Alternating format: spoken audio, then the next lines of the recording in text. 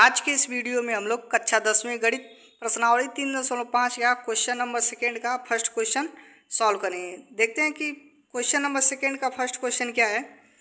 Question दिया गया है ए और बी के किन मानों के लिए निम्न रैखिक समीकरणों के युग्म के अपरिमित रूप से अनेक हल होंगे। कह रहा है कि ए और बी के किन मान के लिए जो समीकरण दिया गया है इसके अपरिमित रूप से अनेक हल होंगे। तो इसमें क्वेश्चन में दिया गया है कि 2x + 3y = 7 और a - b into x plus a plus b into y equal 3a + b - 2 ये रैखिक समीकरण युग्म दिया गया है और ए और बी का मान ज्ञात करना है। ऐसा मान ज्ञात करना है ताकि अपरिमित रूप से अनेक हल होंगे पूछ रहा है। तो चलिए इस क्वेश्चन को सॉल्व करते हैं। दिया गया रैखिक समीकरण क्या था?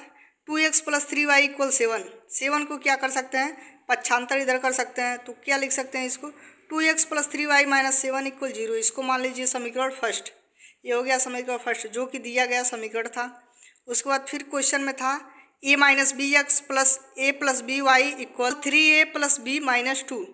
इस तरह से क्वेश्चन इसमें दिया गया था रैखिक समीकरण। इसको क्या कर सकते हैं? इन सबको इधर पक्षांतर करेंगे तो क्या होगा?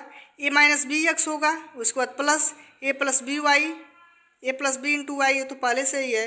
उसके बाद इसको इस साइड और लाएंगे, पक्षांतर करेंगे तो क्या होगा? -3a + b - 2 = 0। इसको मान लेंगे हम लोग समीकरण सेकेंड। अब उसके बाद इसकी जो तुलना है वह किससे करेंगे? लिखेंगे समीकरण युग्म की जो तुलना है वह रैखिक समीकरण युग्म a1x + b1y + c1 = 0 तथा a2x + b2y + c2 = 0 से करने पर समीकरण फर्स्ट की तुलना इससे करेंगे और समीकरण सेकंड की तुलना इससे करेंगे। तो इससे तुलना करेंगे तो a1 की वैल्यू क्या हो जाएगी? यहाँ पे देख रहे हैं a1x है, यहाँ पे क्या है 2x, तो a1 की वैल्यू क्या हो गई 2। उसके बाद b1y है, यहाँ पे क्या है 3y, तो b1 की वैल्यू क्या हो गई यहाँ से 3। और उसके बाद प्लस c1 है, यहाँ पे तुलना करेंगे तो c की वैल्यू क्या हो जाएगी c1 की -7। c1 की वैल्यू आ गई -7। उसके बाद ये जो सेकेंड समीकरण है इसकी तुलना इससे करेंगे तो क्या है a2x के स्थान पे क्या है a - bx, अर्थात a2 की जो वैल्यू है वह कितना है a - b, तो a2 = a - b आ गया। उसके बाद प्लस b2y है, यहाँ पे क्या है a + by, तो b2 की वैल्यू आ गई a + b। उसके बाद प्लस c2 है, यहाँ पे क्या है c2 की वैल्यू क्या हो जाएगी यहाँ पे -3a + b - 2, तो c2 की वैल्यू आ गई -3a + b - 2। इस तरह से यह इससे तुलना करके वैल्यू को हम लोग निकाल लिए हैं। अब यह वैल्यू आ गया, उसके बाद क्या करेंगे? अब a1 b1 c1 और a2 b2 c2 का वैल्यू आ गया। अब क्वेश्चन में यही कहा था ए और बी के किन मानों के लिए अपरिमित रूप से अनेक हल होंगे। तो जब अपरिमित रूप से अनेक हल होते हैं तो उसका कंडीशन क्या होता है? कंडीशन यही होता है कि a1/a2 इक्वल होना चाहिए b1/b2 के और इक्वल होना चाहिए c1/c2 के। अगर ये कंडीशन अगर आता है तो इसके अपरिमित रूप से अनेक हल होंगे। तो यही कंडीशन फॉलो होगा तो इस पर क्या करेंगे? वैल्यू को रखेंगे, तब ए और बी की वैल्यू निकालेंगे तो यह अपरिमित रूप से अनेक इसके हल प्राप्त होंगे। तो लिखेंगे इसलिए 2/a - b इसकी वैल्यू रखेंगे a1 और a2 का। a1 का वैल्यू है 2 और a2 का a - b, तो 2/a - b इक्वल। उसके बाद b1/b2 है, यहाँ पे b1/b2, b1 की वैल्यू कितना है 3 और b2 का a + b है, तो b1 का 3 और बटे a + b क्या है b2 का इक्वल c1/c2 है। यहाँ पे c1 का वैल्यू क्या है -7, 1 का वैल्यू -7 लिख दिए। उसके बटे क्या है यहाँ पे c2 है, c2 का वैल्यू क्या है -3a + b - 2, तो लिख दिए -3a + b - 2। यह आ गया इसका वैल्यू इसका। उसके बाद तब लिखेंगे, उसके बाद ये सब इक्वल आ गया, अर्थात इसके इक्वल a है और इसके इक्वल a है।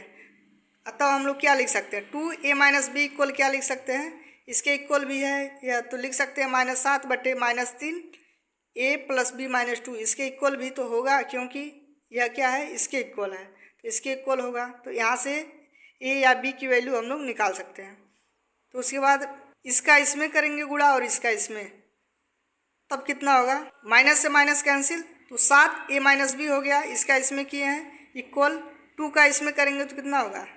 2 का इसमें करेंगे 3a + b - 2, उसके बाद यहाँ पे 7 है, 7 का ए में करेंगे तो कितना होगा 7 ए। उसके बाद माइनस है 7 का, फिर बी में करेंगे तो 7 बी इक्वल 2 का 3 में करेंगे तो कितना होगा 6 ए।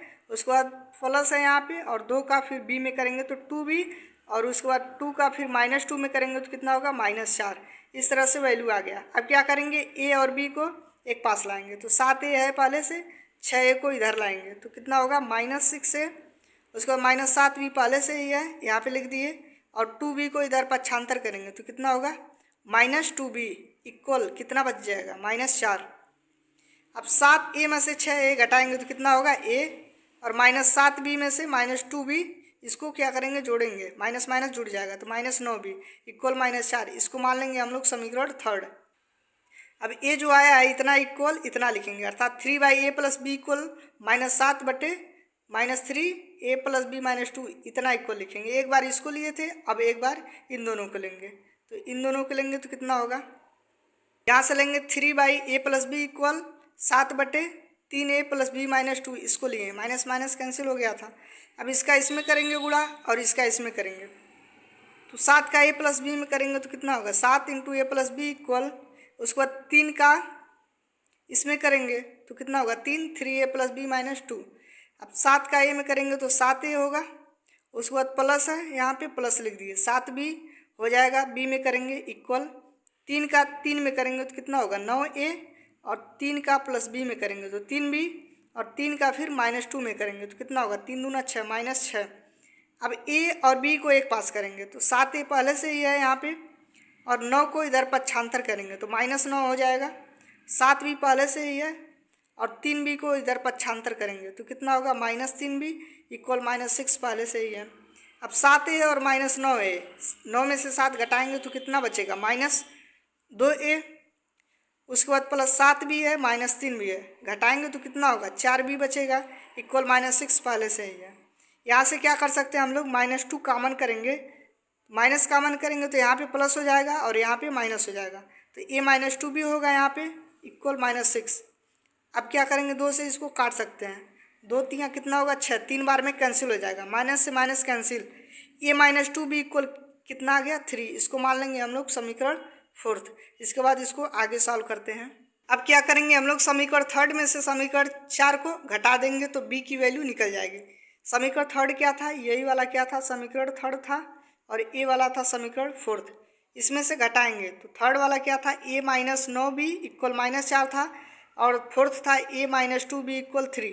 इसमें से घटाएंगे तो ये माइनस है, ये प्लस हो जाएगा और ये माइनस हो जाएगा, ए से ए कैंसिल, -9b और +2b, 9 में से 2 घटाएंगे तो -7b आ जाएगा इक्वल -4 और -3 ऐड करेंगे तो माइनस में होगा 7।